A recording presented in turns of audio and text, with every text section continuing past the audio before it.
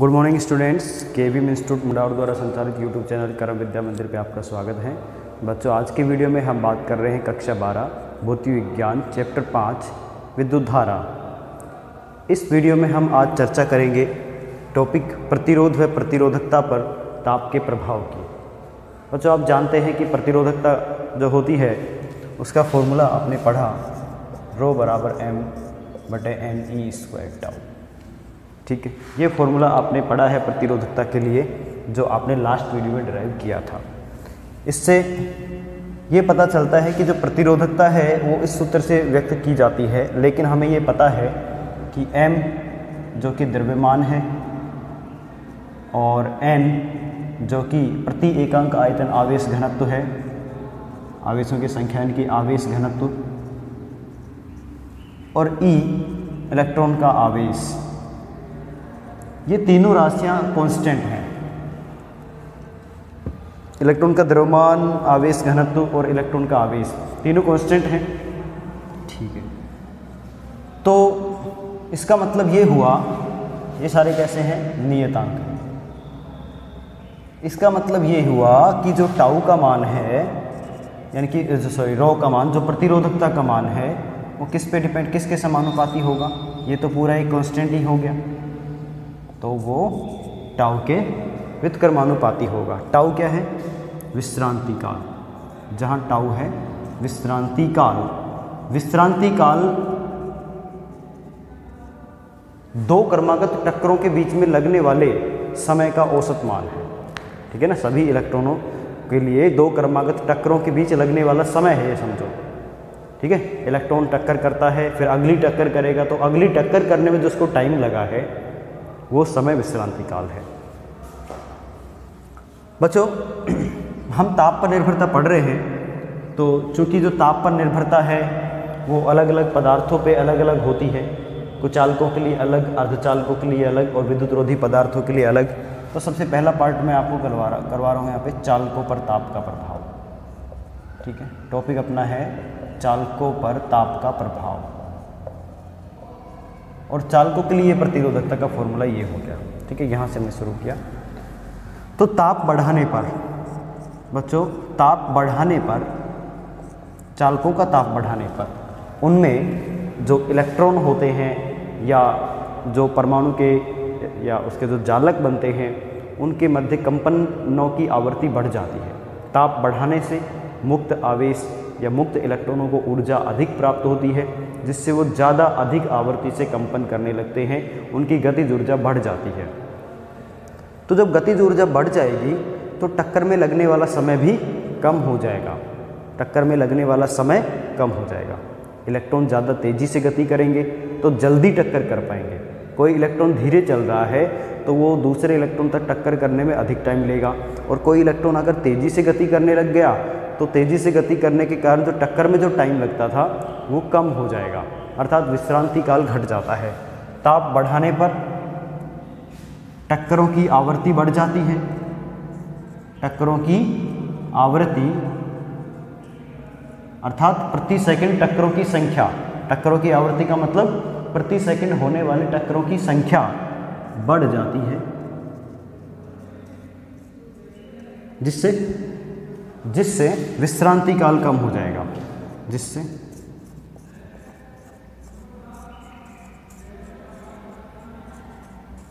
विश्रांति काल टाउ, जिससे विश्रांति काल टाउ घट जाता है, कम हो जाता है। तो विश्रांति काल टाउ के घट जाने से, विश्रांति काल टाउ के घट जाने से प्रतिरोधकता पे क्या फर्क पड़ेगा, ये आप देखेंगे इस इक्वेशन से। जब टाउ घट गया, विश्रांति काल कम हो गया, तो प्रतिरोधकता क्या हो जाएगी, इंक्रीज हो जाएगी, प्रतिरोधकता बढ़ जाती है। ठीक है, तो चालक पदार्थों का ताप बढ़ाने पर, चालकों का ताप बढ़ाने पर प्रतिरोधकता बढ़ेगी। क्यों बढ़ेगी, क्योंकि उनके मध्य टक्करों की आवृत्ति बढ़ जाती है, जिससे विश्रांति काल कम हो जाता है, और विश्रांति काल प्रतिरोधकता के व्युत्क्रम के बराबर होता है, निर्भर करता है। इससे ये आवृत्ति प्रतिरोधकता का मान बढ़ा हुआ दिखाई देगा। अब ये प्रतिरोधकता जो होती है वो तापमान पे एक संबंध लिख रहा हूँ मैं, उस संबंध के अनुसार निर्भर करती है। रो टी बराबर rho zero into 1 plus alpha delta T, या अल्फा टी लिख सकते हो। इस संबंध के अनुसार प्रतिरोधकता ताप पर निर्भर करती है। रो टी बराबर क्या होगा, rho zero into 1 plus alpha T, जहाँ इन संकेतों के मतलब समझिए। Rho T T degree Kelvin, या टी केल्विन लिख लो चाहे इसको, टी केल्विन पर प्रतिरोधकता है चालक की।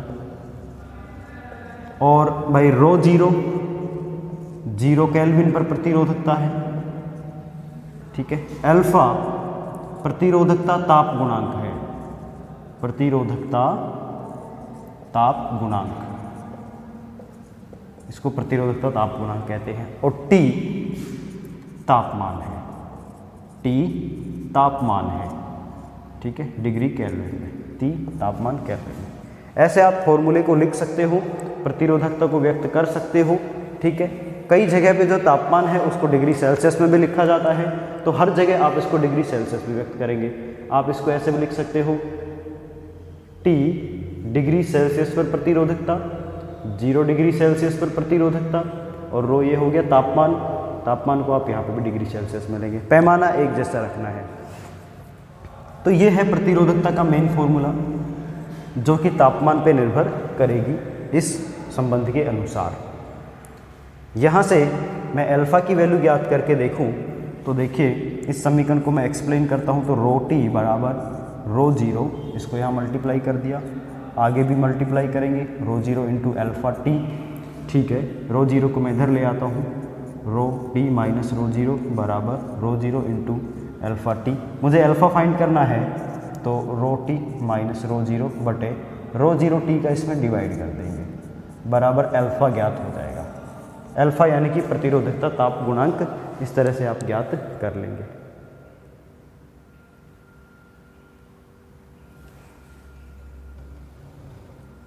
ठीक है बच्चों, देखिए यहाँ पे है, थोड़ा नीचे चला गया था इस तरह। तो ये अल्फा ज्ञात करने का फॉर्मूला है rho T minus rho zero बटे रो जीरो टी, ठीक है। रो टी प्रतिरोधकता है टी डिग्री सेल्सियस पे, और रो जीरो 0 डिग्री सेल्सियस पे। तो इन दोनों का जो अंतर है, इसको मैं ऐसे लिखूं, rho T minus rho zero को मैं लिख लेता हूं डेल्टा रो, ठीक है। डेल्टा रो प्रतिरोधकताओं का अंतर बटे रो जीरो इंटू टी, ऐसे भी लिखा जा सकता है। आप इसको लिख देना, जहां डेल्टा रो बराबर rho T minus rho zero है, ओके। अभी जो प्रतिरोधकता ताप गुणांक है, ये धातुओं के लिए धनात्मक होता है। धातुओं के लिए, धातु मतलब चालकों के लिए, धातुएं चालक ही होती हैं। चालकों के लिए अल्फा धनात्मक होता है, धनात्मक होता है। वैल्यू इसकी कम होती है, बहुत कम होती है, 1 से कम, लेकिन धनात्मक होता है, ठीक है।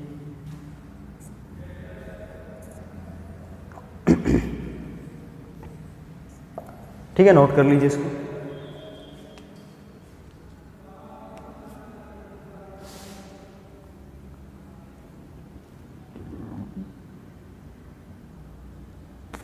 ओके, ठीक है।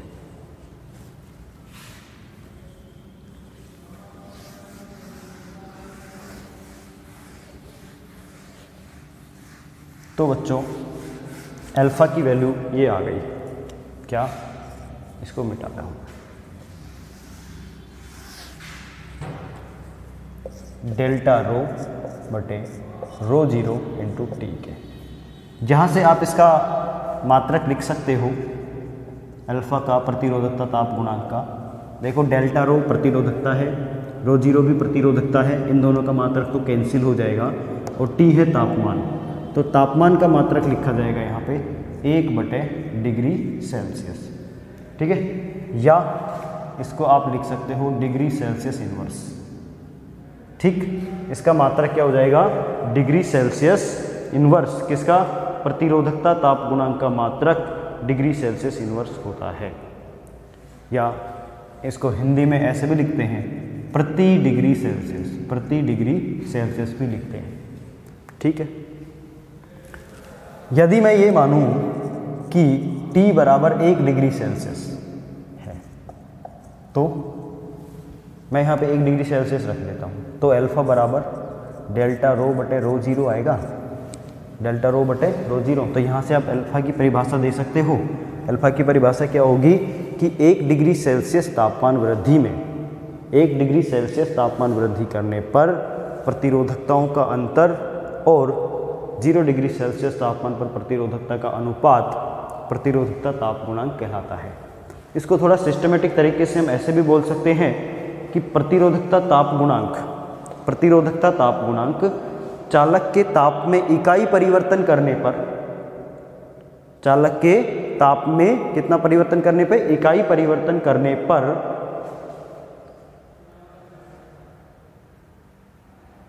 भिन्नांश डेल्टा रो बटे रो जीरो के तुल्य होती है। भिन्नांश डेल्टा रो बटे रो जीरो के तुल्य होती है। ये डेफिनेशन है।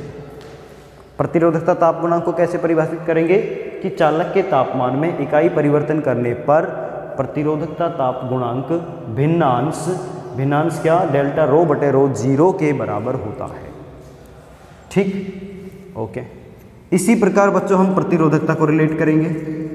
इसी प्रकार प्रतिरोध भी ताप पर निर्भर करता है।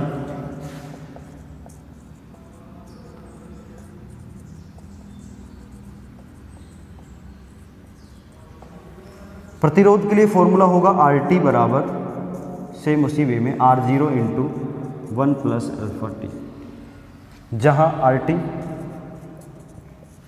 T डिग्री सेल्सियस पर प्रतिरोध, R0 0 डिग्री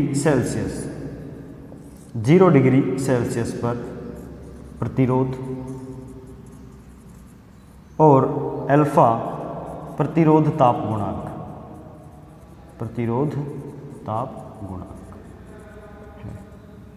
T ताप में परिवर्तन है, T ताप में परिवर्तन।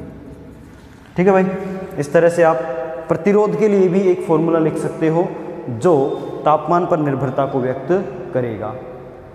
RT बराबर R0 into 1 plus alpha T. ठीक है, ओके।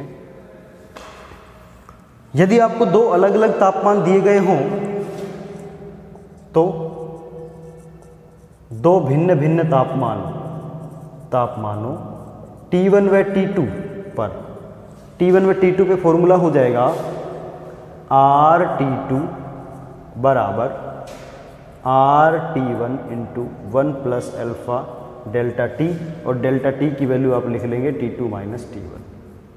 ऐसे ही फॉर्मूला बन जाएगा। ठीक है भाई, दिख रहे हैं? RT2 यानी कि T2 तापमान पे प्रतिरोध बराबर होगा RT1 into 1 plus alpha delta T, और डेल्टा टी की वैल्यू T2 माइनस T1 के बराबर होगी। इसी प्रकार से प्रतिरोधकता को भी लिख सकते हैं, रो T2 बराबर रो T1 into 1 plus alpha delta T. Delta T यही रहेगा T2 माइनस T1 के बराबर। ठीक है, ये तो ये बात हो गई। इससे भी आप अल्फा ज्ञात करेंगे प्रतिरोध के फॉर्म में, तो प्रतिरोध के रूप में अल्फा की वैल्यू ज्ञात करनी है तो वो भी यही आएगी। देखिए, इस इक्वेशन को सोल्व करिए।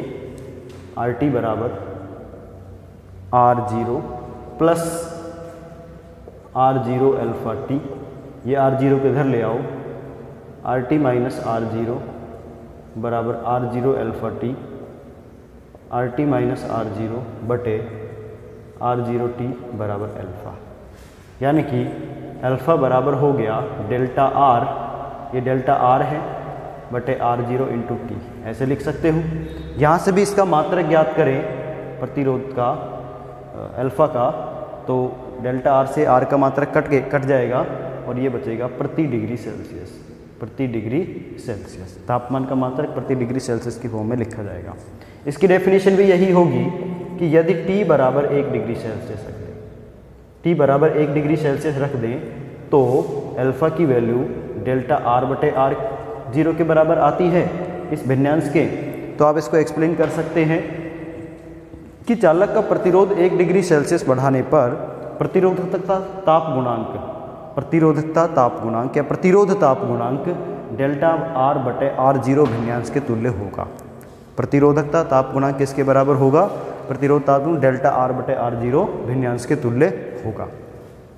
ठीक है, अब हम थोड़ा सा ग्राफिकल रिप्रेजेंटेशन देख लेते हैं इनका, आपको अच्छे से समझ में आ गया होगा ये। तो ग्राफ बना के हम इसको समझने की कोशिश करें तो चालकों के लिए अलग अलग तापमान पर प्रतिरोधकता की निर्भरता भी अलग अलग होती है। कम तापमान पर या अल्प ताप पर प्रतिरोधकता और टेम्परेचर के बीच में ग्राफ अगर खींचे चालकों के लिए तो इस तरह का ग्राफ आता है। यानी कि प्रतिरोधकता अल्प तापमान पे तापमान बढ़ने से बढ़ती है।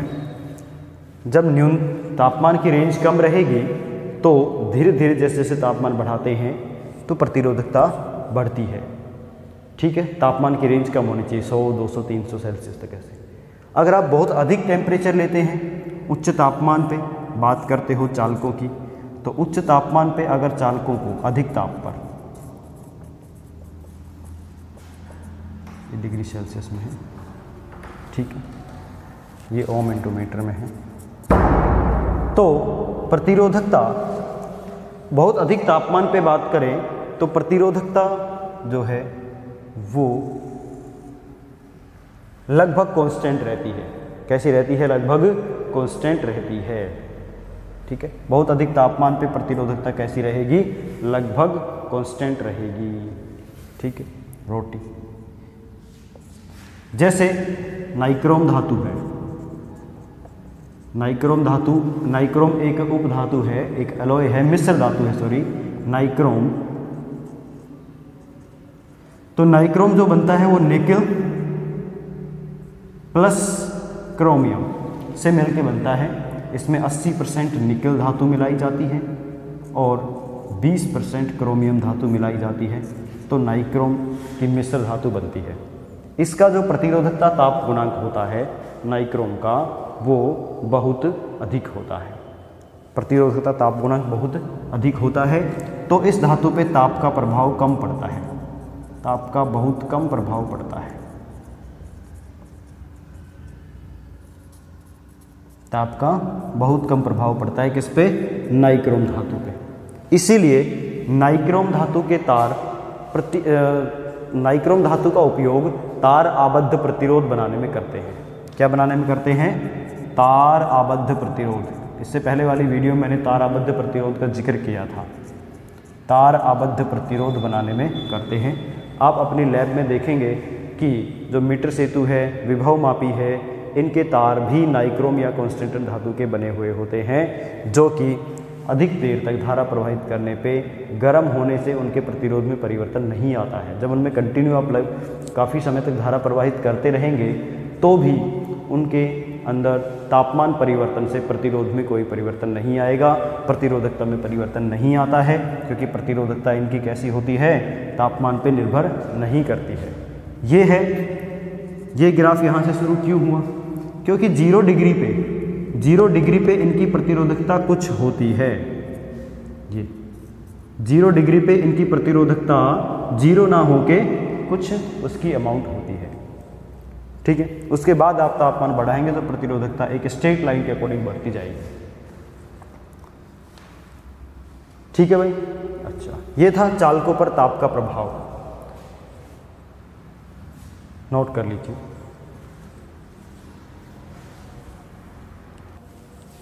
बच्चों, बात करते हैं विद्युत रोधी पदार्थों पर ताप का प्रभाव।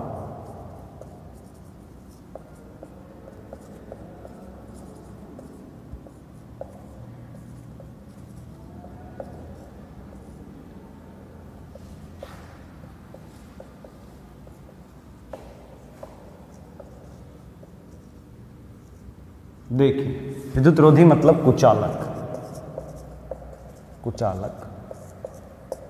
अधातुएं, इन पे ताप का क्या प्रभाव पड़ता है?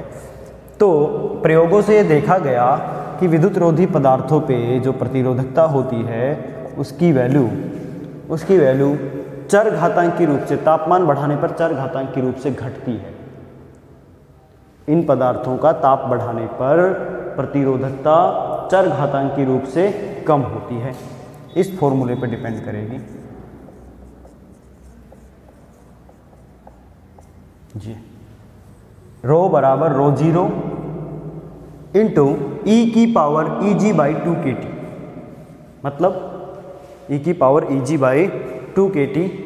तो यहाँ पे साइन आता है माइनस का, चरघातांकी रूप से घटती है। तापमान बढ़ाने पर प्रतिरोधकता का मान कम होगा। तापमान बढ़ाया तो प्रतिरोधकता घटेगी। इसके विपरीत आपने चालकों में क्या देखा था, तापमान बढ़ाने से प्रतिरोधकता बढ़ रही थी क्योंकि विश्रांति काल कम हो रहा था। यहाँ पे अपोजिट इफेक्ट होता है। इस फॉर्मूले की बात करें तो रो और रो जीरो तो आप समझते हैं, टी टेम्परेचर पे प्रतिरोधकता हो गई रो, ये है 0 केल्विन पे, परम शून्य ताप पे प्रतिरोधकता है। और ईजी है चालन बैंड व संयोजी बैंड के मध्य अंतराल, संयोजी बैंड के मध्य अंतराल है। ओके, के इसको कई बार बी से भी लिखा जाता है, के बी करके लिख देते हैं, के बी मतलब बोल्ट्जमान। के बोल्ट्जमान नियतांक है और टी तापमान हो गया, ताप है, ठीक है। ये ईजी क्या है, देखिए जब चालक को आप बैंड थ्योरी पढ़ेंगे तो चालकों को बैंड थ्योरी के आधार पे दो बैंड में व्यक्त कर देते हैं। एक होता है नीचे वाला बैंड संयोजी बैंड, जिसमें सारे संयोजी इलेक्ट्रॉन भरे हुए होते हैं। जब चालक का तापमान बढ़ाते हैं तो ये संयोजी बैंड ऊर्जा ग्रहण करके और चालन बैंड में चले जाते हैं। ऊपर होता है चालन बैंड। इन दोनों बैंड के बीच में एक अंतराल होता है, ये अंतराल होता है। इस अंतराल को बोलते हैं डेल्टा ईजी या ईजी, क्योंकि यहाँ पे चालन बैंड की जो न्यूनतम ऊर्जा होगी वो ईसी रहेगी और यहाँ पे संयोजी बैंड की अधिकतम ऊर्जा ईवी रहेगी। इन दोनों की ऊर्जाओं का अंतर अर्थात EC minus EV delta easy से लिखते हैं, या कई जगह इसको ईजी से भी लिखा जाता है, ठीक है। चालन बैंड और संयोजी बैंड के मध्य ऊर्जा अंतराल है, मध्य ऊर्जा अंतराल होता है। ओके, तो क्या देखा हमने, तापमान बढ़ाने पर तो प्रतिरोधकता घटेगी अर्थात चालकता बढ़ेगी, और तापमान घटाने पर प्रतिरोधकता बढ़ती जाती है। तापमान कम करेंगे तो रो की वैल्यू बढ़ेगी। तो तापमान को कम करते जाइए, परम शून्य ताप पे ले आओ। कम करते करते कहाँ पे ले आए हम, परम शून्य ताप पर। परम शून्य ताप पर इनकी प्रतिरोधकता बहुत अधिक बढ़ जाती है, कौन, रो। परम शून्य ताप पे प्रतिरोधकता का मान बहुत अधिक बढ़ जाता है और चालकता बिल्कुल खत्म हो जाती है, चालकता कम हो जाती है, बहुत कम हो जाती है, क्योंकि प्रतिरोधकता चालकता के व्युत्क्रम के बराबर होती है। प्रतिरोधकता और चालकता तो एक दूसरे के अपोजिट हैं, एंटी हैं। तो यानी कि समझ में बात ये आई मेरे कि विद्युत रोधी पदार्थों के पे ताप का प्रभाव उल्टा पड़ता है। अगर आप विद्युत रोधी पदार्थों का ताप बढ़ा रहे हैं तो प्रतिरोधकता कम हो जाएगी। अगर विद्युत रोधी पदार्थों का ताप कम कर रहे हैं तो प्रतिरोधकता बढ़ती जाएगी। अगर आप विद्युत रोधी पदार्थों का ताप कम करते परम शून्य ताप पर ले आए उसको, तो उसकी प्रतिरोधकता अत्यधिक बढ़ जाती है, इनफाइनाइट के लगभग पहुंच जाती है, ठीक है, इनफाइनाइट के लगभग पहुंच जाती है, ठीक है। तो ये था इसके बारे में। तीसरे टाइप के जो पदार्थ होते हैं वो अर्धचालक होते हैं। तीसरे टाइप के पदार्थ अर्धचालक हैं। अर्धचालक चालक और कुचालकों के बीच की कैटेगरी के पदार्थ होते हैं, जिनमें दोनों प्रकार के गुण पाए जाते हैं। अर्धचालकों पर ताप का प्रभाव। देखिए बच्चों, जो अर्धचालक अर्थात सेमीकंडक्टर पदार्थ होते हैं, उन सेमीकंडक्टर पदार्थों में आवेश वाहक इलेक्ट्रॉन प्लस होल दो होते हैं। इलेक्ट्रॉन प्लस होल होते हैं, इसमें दोनों ही आवेश वाहक होते हैं। तो जब आप अर्धचालक पदार्थ का तापमान बढ़ाते हैं तो तापमान बढ़ाने के कारण इसमें इलेक्ट्रॉन व होल की संख्या बढ़ जाती है, ठीक है। तापमान बढ़ाने के कारण अर्धचालक पदार्थों में इलेक्ट्रॉन और मुक्त होल और मुक्त इलेक्ट्रॉन तथा दोनों की संख्या बढ़ जाती है। दोनों की संख्या बढ़ने से चालकता बढ़ेगी, बढ़ जाने से क्या होगा, चालकता बढ़ जाती है। और चालकता का व्युत्क्रम क्या होता है, प्रतिरोधकता। इसका मतलब ये हुआ कि प्रतिरोधकता कम हो जाती है, तो इस पर भी रिवर्स इफेक्ट पड़ेगा। तापमान बढ़ाने पे प्रतिरोधकता कम हो जाती है। तापमान बढ़ाने पे प्रतिरोधकता में कमी क्यों आती है, क्योंकि मुक्त इलेक्ट्रॉन और होलों की संख्या बढ़ने से चालकता बढ़ जाती है, और चालकता का व्युत्क्रम प्रतिरोधकता कम ही होगी। तो चूंकि तापमान बढ़ाने पे प्रतिरोधकता कम हो रही है, तो तापमान और प्रतिरोधकता एक दूसरे के रिवर्स में है, तो इसलिए इनका प्रतिरोधकता ताप गुणांक अल्फा नेगेटिव होता है। जिन पदार्थों में ताप बढ़ाने पे प्रतिरोधकता बढ़ेगी उनके लिए अल्फा पॉजिटिव, जिन पदार्थों में ताप बढ़ाने पे प्रतिरोधकता कम हो रही है उनके लिए अल्फा नेगेटिव होता है। ध्यान रह जाएगा, अल्फा मतलब प्रतिरोधकता ताप गुणांक। जिन पदार्थों में ताप बढ़ाने पे प्रतिरोधकता बढ़ती है उनके लिए अल्फा धनात्मक होता है, और ऐसा चालकों में होता है। और जिन पदार्थों में ताप बढ़ाने पे प्रतिरोधकता कम हो रही है उसमें अल्फा ऋणात्मक होगा, ऐसा अर्धचालकों में और कुछ चालकों में होता है।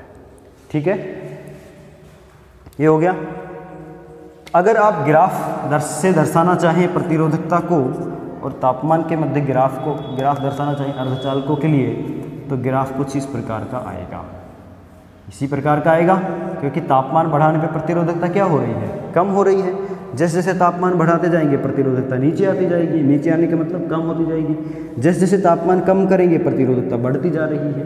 तो इस तरह का ग्राफ हम बना सकते हैं अर्धचालकों के लिए। ठीक है, नोट कर लीजिए। अब हम लेके चलते हैं कुछ क्वेश्चंस एनसीईआरटी बुक के एग्जांपल्स। आगे देखिए बच्चों, हाँ, एनसीईआरटी एग्जाम्पल 5.8 बुक में पढ़िए क्वेश्चन आप कि प्लेटिनम प्रतिरोध तापमापी के प्लेटिनम के तार का प्रतिरोध हिमांक का मतलब होता है 0 डिग्री सेल्सियस पे 5 ओम प्रतिरोध है, और भाप बिंदु अर्थात 100 डिग्री सेल्सियस पे प्रतिरोध 5.23 ओम है। जब तापमापी को किसी तप्त उष्मक में प्रवेश कराया जाता है तो प्लेटिनम के तार का प्रतिरोध इतना ओम हो जाता है। उष्मक का ताप ज्ञात करो। बच्चों आपको यहाँ पे 3 प्रतिरोध दिए गए हैं, 3 अलग अलग तापमान पे। प्रतिरोध का मान दिया गया है हिमांक पर प्रतिरोध, हिमांक का मतलब 0 डिग्री सेल्सियस पर प्रतिरोध,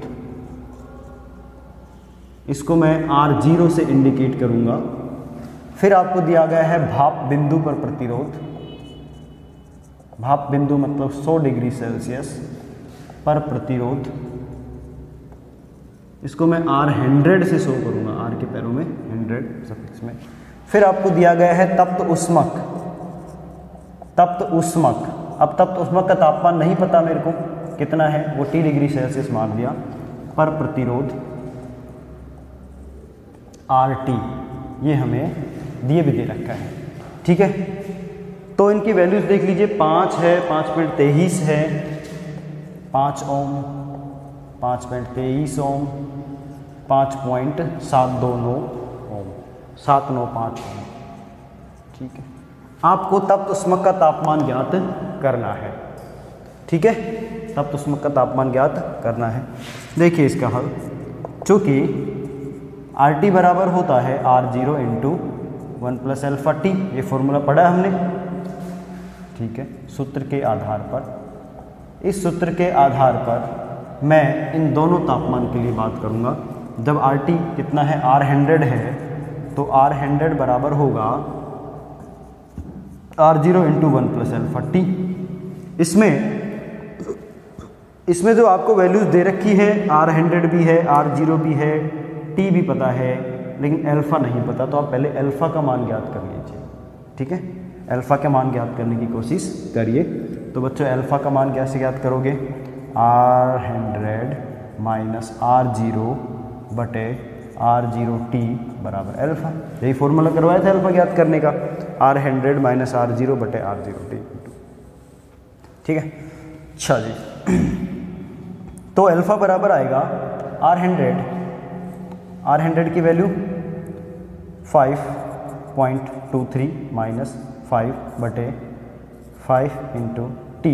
T कितना है, देखो तापमान में अंतर कितना हो जाएगा दोनों के लिए, 100 डिग्री सेल्सियस बराबर अल्फ़ा। ठीक है, तो 5 में से इसको माइनस किया तो अल्फ़ा बराबर होगा 0.23 बटे 500। इतना मैं रख लेता हूँ अभी इसको ना, इतना रख लेता हूँ मैं इसको फ़िलहाल, कोई दिक्कत नहीं है। 0.23 बटे 500। अब आप लिखेंगे किसके लिए,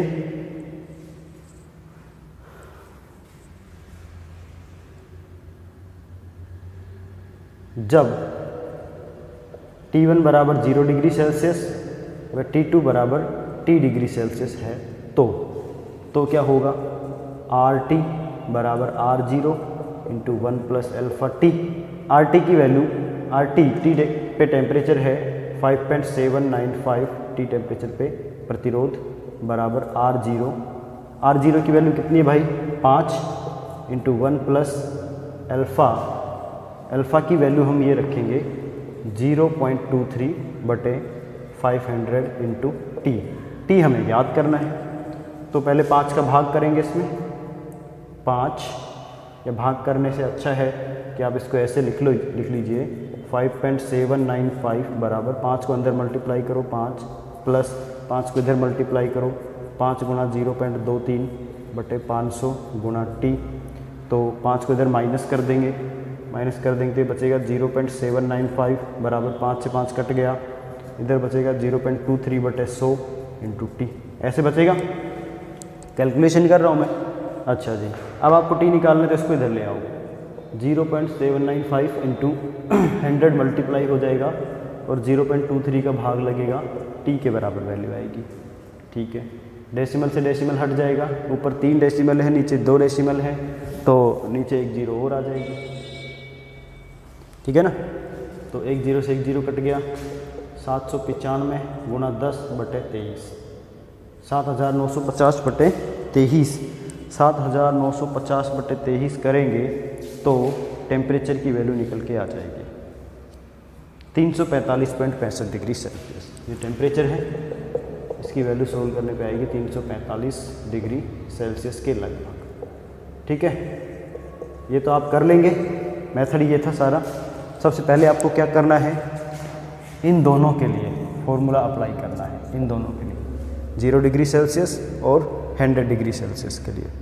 वहाँ से आप अल्फ़ा ज्ञात करेंगे, अल्फ़ा, फिर इन दोनों तापमान के लिए फॉर्मूला अप्लाई करेंगे, उसमें अल्फ़ा की वैल्यू जो तुमने ज्ञात की है वो रख देंगे। भाई धातु तो वही है, प्लेटिनम का तार है, उसका प्रतिरोध ताप गुणांक तो सेम रहेगा, है ना, चाहे उसको किसी भी तापमान पे गर्म किया जाए उसका प्रतिरोध ताप गुणांक नहीं बदलता है, तो वो सेम रहता है, इसलिए हमने यहाँ से अल्फ़ा निकाल के यहाँ पे रखा है। समझ आया क्वेश्चन आपको, नोट कर लीजिए इसको। ओके, एनसीईआरटी में एग्जाम्पल 5.9 भी इसी तरीके से होगा, सेम इसी मेथड से, तो आप उसको एक बार ट्राई कर लेना एग्जाम्पल 5.9 को, वो भी प्लेटिनम प्रतिरोध के लिए है। अभी मैं आपको अगला टॉपिक करवाता हूँ, मोस्ट इम्पोर्टेंट टॉपिक, अति चालकता। एग्जाम पॉइंट ऑफ व्यू से भी इम्पोर्टेंट है और रिसर्च के पॉइंट ऑफ व्यू से भी ये इम्पोर्टेंट है। सुपर कंडक्टिविटी बोलते हैं। सुपर कंडक्टिविटी की अवस्था में सुपर कंडक्टिविटी की अवस्था में पदार्थ में ऊर्जा क्षय बिल्कुल भी नहीं होता है। जब एक स्थान से दूसरे स्थान तक किसी विद्युत धारा का चालन किया जाए, कोई संकेत भेजा जाए, कोई इलेक्ट्रिकल सिग्नल भेजा जाए, तो अतिचालक पदार्थों में एक एंड से दूसरे एंड तक इनके संचरण में बिल्कुल भी ऊर्जा का क्षय नहीं होता है। क्यों नहीं होता? क्यों नहीं होता? क्योंकि अतिचालकता की अवस्था में प्रतिरोधकता का मान बिल्कुल जीरो हो जाता है। जब प्रतिरोधकता जीरो हो जाएगी तो विद्युत धारा के चालन में या संकेतों के चालन में बाधा कुछ नहीं होगी, बाधा खत्म हो जाएगी, और बाधा खत्म होने के कारण आप जितना संकेत एक एंड से भेज रहे हो उसी ताकत का, उसी पावर का संकेत दूसरे एंड पर रिसीव कर सकते हो। तो ये देखा गया कि चालकों में और मिश्र धातुओं में ये इफेक्ट कहाँ पे मिलेगा आपको? कुछ चालक और मिश्र धातुओं में तापमान कम करने पर, चालकों और मिश्र धातुओं में तापमान कम करके प्रतिरोधकता का मान घटाया जा सकता है ना? तापमान कम करके प्रतिरोधकता का मान घटाया जा सकता है, और एक निश्चित तापमान पे प्रतिरोधकता का मान शून्य किया जा सकता है। चालकों और मिश्र धातुओं में किसी निश्चित ताप पर प्रतिरोधकता शून्य हो जाती है। चालकों व मिश्र धातुओं में निश्चित ताप पर प्रतिरोधकता शून्य हो जाती है। इसे अतिचालकता कहते हैं।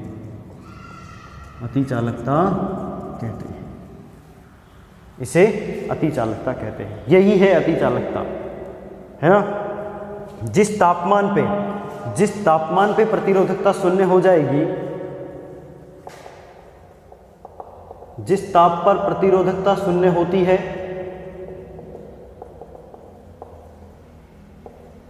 होती है उसे क्रांतिक ताप कहते हैं। क्या कहते हैं? क्रांतिक ताप।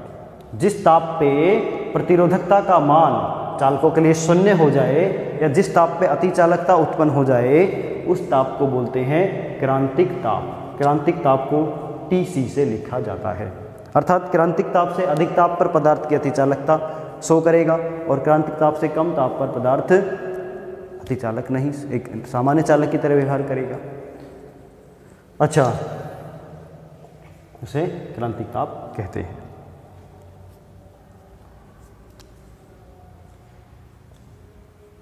इसके साथ साथ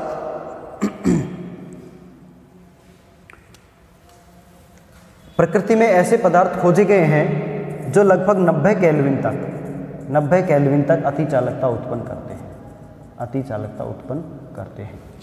90 केल्विन तक अतिचालकता उत्पन्न की जा सकती है, और अतिचालकता की जो घटना है उसकी खोज सबसे पहले सन 1911 में हुई थी कामरलिंग आर्नेस नाम के वैज्ञानिक के द्वारा। 1911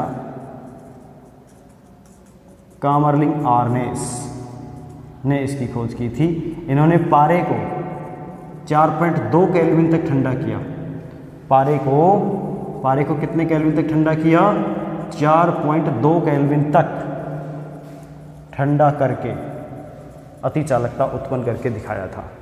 पारे को 4.2 केल्विन तक ठंडा किया, तो उसने पारे में धारा प्रवाहित करके देखा या पारे में चालकता का प्रभाव देखा, तो उसमें एनर्जी लॉस बिल्कुल नहीं हो रहा था। तो उनको ये थोड़ा अजीब लगा और उन्हें इसको अतिचालकता का नाम दिया। इसके साथ ही अतिचालकता में एक और इफेक्ट उत्पन्न होता है जिसको बोलते हैं माइसनर प्रभाव। ये माइसनर प्रभाव क्या है कि अतिचालकता की अवस्था में चालक के अंदर चुंबकीय क्षेत्र शून्य हो जाता है। इस गुण को बोलते हैं माइसनर प्रभाव। अतिचालकता की अवस्था में चालक के अंदर चुंबकीय क्षेत्र का मान 0 हो जाता है, और 0 हो जाने की अवस्था को बोलते हैं मैसनर इफेक्ट या माइसनर इफेक्ट बोला जाता है। ठीक है। अच्छा, अभी वैज्ञानिक इस पे बहुत रिसर्च कर रहे हैं और सामान्य अवस्था में अतिचालकता उत्पन्न करने के ऊपर काफ़ी रिसर्च चल रहे हैं। अगर इस पे सफलता मिल जाती है तो एक स्थान से दूसरे स्थान तक ऊर्जा संचरण में आसानी हो जाएगी। आप सुपर कंप्यूटर बना सकते हो, आप सुपर मैग्नेट बना सकते हो, आप ऐसे ट्रांसफार्मर बना सकते हो जो छोटे होंगे बट पावरफुल होंगे। अभी तो आप देखते हो बड़े बड़े ट्रांसफार्मर लगे होते हैं पोल्स पे, इनकी जगह एक छोटा अति चालकता वाला ट्रांसफार्मर, सुपर कंडक्टर ट्रांसफार्मर जगह ले लेगा, जो कि परफॉर्मेंस तो उतनी ही देगा लेकिन उसका आकार, उसकी कीमत कम हो जाएगी। ठीक है, तो बच्चों आज की वीडियो में इतना ही। नेक्स्ट वीडियो में हम बात करेंगे प्रतिरोधों के संयोजन की, जिसमें आप श्रेणी क्रम समांतर क्रम पढ़ेंगे। पढ़ते रहिए तब तक। Thank you.